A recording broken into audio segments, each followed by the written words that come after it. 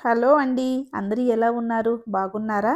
ఈరోజు మనం ఈ వీడియోలో చాలా స్పెషల్‌గా అండ్ చాలా స్పైసీగా చేప ముక్కల ఫ్రై మసాలా కర్రీ ఎలా ప్రిపేర్ చేసుకోవాలో చూద్దామండి. మనం నార్మల్‌గా చేప ముక్కలను ఫ్రై లేదా కర్రీ చేసుకుంటూ ఉంటాం కదా! అలా కాకుండా ఈరోజు మనం కొంచెం స్పెషల్‌గా చేప ముక్కల ఫ్రై మసాలా కర్రీ ఎలా ప్రిపేర్ చేసుకోవాలో చూసేద్దాం. వీడియోని ఎక్కడ స్కిప్ చేయకుండా చూడండి.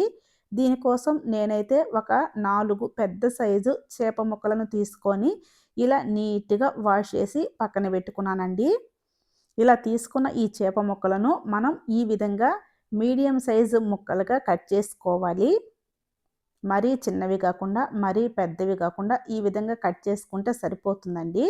ఇప్పుడు వీటిని మనం మ్యారినేట్ చేసుకుందాం. ఇప్పుడు ఇందులోకి హాఫ్ టీ స్పూన్ పసుపు, 1 table spoon salt, half tablespoon red chilli powder,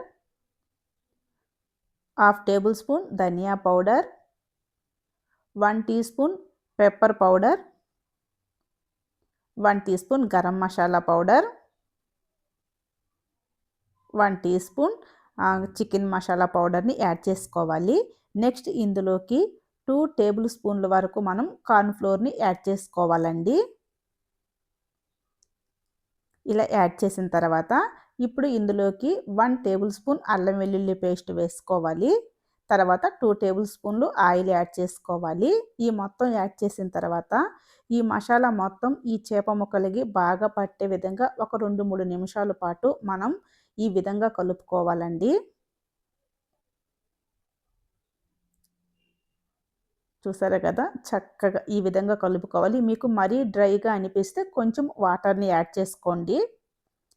నేనైతే 2 టేబుల్ స్పూన్లు వాటర్‌ని యాడ్ చేసి కలిపాను. చూసారు కదా! ఈ విధంగా చక్కగా మనము ఈ చేప ముక్కల్ని ఈ విధంగా మ్యారినేట్ చేసుకున్న తర్వాత, ఇప్పుడు దీనిపైన మూత పెట్టేసి ఈ చేప ముక్కల్ని మనం ఒక 10 లేదా 15 నిమిషాల పాటు పక్కన పెట్టేసుకోవాలండి. మీరు కావాలంటే ఫ్రిడ్జ్‌లో అయినా పెట్టుకోవచ్చు. ఇప్పుడు 15 నిమిషాల తర్వాత మనము స్టవ్ వెలిగించి కడాయి పెట్టి ఇందులో డీప్ ఫ్రైకి సరిపడేంత ఆయిల్‌ని యాడ్ చేసుకోవాలి. ఆయిల్ మనకు హీటెక్కిన తర్వాత మనం మ్యారినేట్ చేసి పక్కన పెట్టుకున్న ఈ చేప ముక్కల్ని మనం ఈ విధంగా పకోడీలాగా వేసేసుకోవాలండి. మొత్తం చేప ముక్కల్ని అన్నిటిని కూడా మనము ఇదే విధంగా ఆయిల్‌లోకి వేసేసుకోవాలి. మీకు ఎన్ని పీసెస్ అయితే సరిపోతాయో అన్ని పీసెస్‌ని వేసేసుకొని మనం మంట లో టు మీడియంలోకి అడ్జస్ట్ చేసుకుంటూ వీటిల్ని తిప్పుకుంటూ డీప్ ఫ్రై చేసుకోవాలి. మరి గట్టిగా తిప్పొద్దండి. పీసెస్ విరిగిపోకుండా ఇలా పైనే తిప్పుకుంటూ వీటిని కాల్చుకోవాలి. ఇవి మరీ కూడా మనకు మరీ బ్రౌన్ కలర్ వచ్చేంత వరకు ఫ్రై చేసుకోవద్దండి. లైట్ గోల్డెన్ బ్రౌన్ కలర్ వచ్చేంత వరకు ఫ్రై చేసుకుంటే సరిపోతుంది. చూసారు గదా! ఇవి మనకు ఫ్రై అయిపోయినాయి.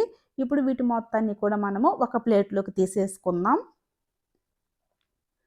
అన్ని చేప ముక్కల్ని కూడా మనము ఇదే విధంగా ప్లేట్‌లోకి తీసేసుకుందామండి.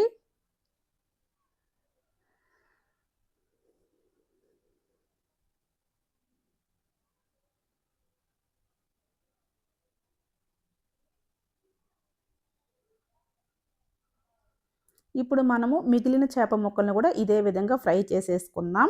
అన్నిటిని మనం ఇదే విధంగా ఫ్రై చేసేసుకున్న తర్వాత ఇప్పుడు ఈ ఆయిల్‌తోనే మనం కర్రీ అనేది ప్రిపేర్ చేసుకుందాం. మీకు కర్రీకి ఎంత ఆయిల్ కావాలో అంతవరకు బాండిల్లో ఉంచుకొని మిగతా ఆయిల్‌ని వేరే బౌల్‌లోకి తీసి పెట్టేసుకోండి. ఇప్పుడు ఈ ఆయిల్‌లో మనం 1 టీ స్పూన్ ఆవాలు, 1 టీ స్పూన్ జీలకర్ర, తర్వాత ఇందులో ఒక 3 ఆనియన్స్‌ని సన్నగా కట్ చేసి వేసుకోవాలండి. ఇలా వేసిన తర్వాత ఈ ఆనియన్స్ మనకు గోల్డెన్ బ్రౌన్ కలర్ వచ్చేంత వరకు మనం ఈ విధంగా ఫ్రై చేసుకోవాలి. ఆనియన్స్ మనకి ఈ విధంగా ఫ్రై అయిన తర్వాత ఇందులో ఒక 4 పచ్చిమిర్చి సన్నగా కట్ చేసి వేసుకొని దీన్ని కూడా మనం ఈ విధంగా ఫ్రై చేసేసుకోవాలండి. మనకు పచ్చిమిర్చి, ఆనియన్స్ ఈ విధంగా ఫ్రై అయిన తర్వాత ఇప్పుడు ఇందులోకి ఒక పెద్ద సైజు టమాటాని సన్నగా కట్ చేసి వేసుకోవాలి. ఈ టమాటా కూడా మనకు ఆయిల్‌లో చాలా మెత్తగా మగ్గేంత వరకు మనం ఈ విధంగా ఒక 2 నిమిషాల పాటు ఫ్రై చేసుకుందాం. చూసారు కదా! టమాటా మనకు చక్కగా మగ్గిపోయింది. ఇప్పుడు ఇందులోకి 1 ½ టేబుల్ స్పూన్ అల్లం వెల్లుల్లి పేస్ట్ వేసుకోవాలండి. ఇప్పుడు ఈ పేస్ట్ కూడా మనకు పచ్చి వాసన పోవాలి కదా! అందుకని చెప్పేసి మరొక 2 నిమిషాల పాటు మనము ఆయిల్‌లో ఈ అల్లం వెల్లుల్లి పేస్ట్‌ని ఇలా కలుపుకుంటూ మగ్గించుకోవాలి. చూసారు కదా, మనకు అల్లం వెల్లుల్లి పేస్ట్ కూడా చక్కగా మగ్గిపోయిందండి. ఇప్పుడు ఇందులోకి మనము 2 టేబుల్ స్పూన్లు red chilli powder and 1 table spoon dhania powder, తర్వాత టేస్ట్‌కి తగ్గట్టు సాల్ట్ వేసుకొని ఈ మొత్తాన్ని మరొకసారి మనం ఈ విధంగా కలిపేసుకోవాలి. ఈ విధంగా కలిపిన తర్వాత ఇప్పుడు ఇందులో మనం ఒక హాఫ్ గ్లాస్ వరకు వాటర్‌ని యాడ్ చేసుకోవాలండి. జస్ట్ ఒక హాఫ్ గ్లాసు లేదా ముప్పావు గ్లాసు వాటర్ కరెక్ట్‌గా సరిపోతుంది. ఇలా వాటర్ యాడ్ చేసిన తర్వాత మరొకసారి ఇలా కలిపేసుకోండి. ఇలా కలిపిన తర్వాత ఇప్పుడు ఇందులో మనం ఫ్రై చేసి పక్కన పెట్టుకున్న చేప ముక్కల్ని యాడ్ చేసేసుకోవాలి. ఇలా యాడ్ చేసిన తర్వాత చేప ముక్కలు విరిగిపోకుండా జస్ట్ ఇలా ఈ ముక్కలన్నీ ఈ కర్రీలోకి మునిగేటట్టు ఈ విధంగా కలుపుకోవాలండి.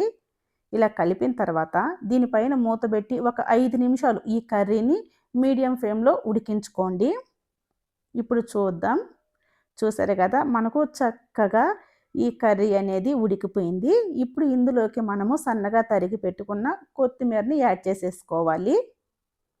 ఇలా యాడ్ చేసేసిన తర్వాత ఇప్పుడు మనము స్టవ్ ఆపేసి ఈ కర్రీ మొత్తాన్ని కూడా మనము ఒక సర్వింగ్ ప్లేట్‌లోకి తీసేసుకుందాం. ఇప్పుడు ఒక ప్లేట్ తీసుకొని ఈ చేప ముక్కల ఫ్రై మసాలా కర్రీని మనము ఈ ప్లేట్‌లోకి తీసేసుకుందామండి.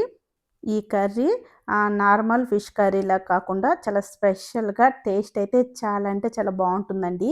ఇది వేడి వేడి రైస్‌లోకి సర్వ్ చేసుకొని తిన్నారు అంటే మీకైతే చాలా అంటే చాలా బాగా నచ్చుతుంది.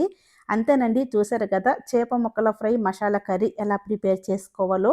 ఇంకెందుకు లేటు, మీరు ఒకసారి ట్రై చేయండి. ఎలా వచ్చిందనేది కూడా కామెంట్ చేయండి. Thank you for watching. Bye bye.